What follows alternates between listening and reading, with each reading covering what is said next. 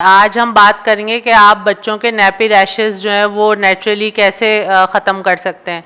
तो बेसिकली ये है कि बच्चों के नैपी रैशेस ख़त्म करने के लिए पहले तो आपने कुछ चीज़ों का ख्याल रखना है कि आपने जो बच्चों का डायपर है उसको क्लीन और ड्राई रखना है। बहुत लंबे अरसे के लिए जो है वो लंबे टाइम पीरियड के लिए गीला ना छोड़ें और फ़ौरन चेंज करें। और उसके अलावा डायपर जो है वो बच्चों के साइज़ के मुताबिक इस्तेमाल करें, बहुत ज़्यादा टाइट जो है वो डायपर इस्तेमाल ना करें। और उसके अलावा बच्चों को कुछ देर जो है वो बग़ैर डायपर के भी रहने दें। और उसके अलावा जो है कुछ रेमेडीज़ हैं जो कि आप नेचुरली इस्तेमाल कर सकते हैं। अगर आपके पास कोई ऐसी क्रीम वगैरह नहीं है, बल्कि क्रीम्स में कुछ ऐसी चीज़ें भी होती हैं जिससे नुकसान ही होता है, तो आप उसके जगह जो है यूज़ कर सकते हैं कोकोनट ऑयल जो होता है वो काफ़ी फ़ायदेमंद होता है, क्योंकि उसके अंदर सूदिंग प्रॉपर्टीज़ होती हैं, एंटी इन्फ्लेमेटरी होता है, एंटी फंगल होता है। तो फंगस की वजह से अक्सर ऐसा होता है कि रैशेज़ हो रहे होते हैं, तो वो आपने हाफ़ टेबल स्पून लेना है और रैशेज़ वाले एरिया पे बेबी के जो है वो लगा देना, अच्छी तरह से मसाज करके छोड़ दें।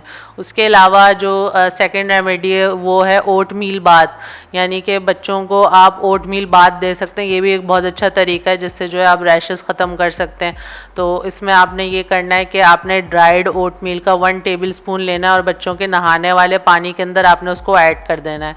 और फिर आपने बच्चे को जो है वो 5 से 10 मिनट के लिए जो है इससे नहलाना है। तो फिर उस काफ़ी हद तक जो है उससे इनके जो है रैशेज़ ठीक हो जाएंगे। और उसके अलावा जो एक और चीज़ है जो आप इस्तेमाल कर सकते हैं वो है योगर्ट, यानी दही। दही के अंदर जो होता है वो जिंक होता है। जिंक जो होता है ज़ख़म भरने की, जैसे कट्स वगैरह लग जाते हैं रैशेज़ में, अक्सर ऐसा होता है कट्स हो जाते हैं या बहुत ज़्यादा गीला होने की वजह से इन्फेक्शन हो जाता है अक्सर। तो जिंक के अंदर ये प्रॉपर्टी होती है कि वो हीलिंग करता है, कोई भी ज़ख़म वगैरह होता है, कोई कट्स वगैरह, इन्फेक्शन वगैरह, तो उसके लिए बहुत ज़्यादा फ़ायदेमंद होता है। तो आपने जो दही की एक पतली सी लेयर जो है वो आपने रैशेज़ के ऊपर जो है वो लगा दें और फिर उसको आप ड्राई होने दें। और फिर वो है जो है 2 से 3 दिन अगर आप लगाते हैं तो उससे काफ़ी हद तक जो है वो फ़र्क पड़ जाता है। उसके अलावा कुछ मदर्स जो हैं वो टैल्कम पाउडर का इस्तेमाल करती हैं ड्राई रखने के लिए।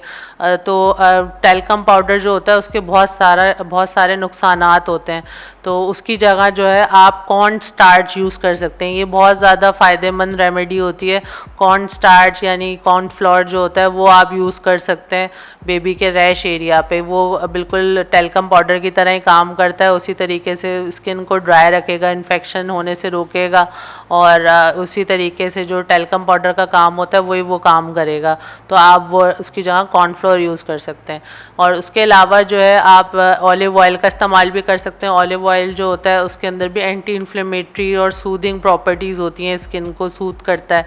तो आप वो भी जो है हल्का हल्का थोड़ा सा आप ऑलिव ऑयल लेके 1 टीस्पून आप जो है वो हल्का हल्का बेबी के रैश एरिया पे मसाज कर सकते हैं।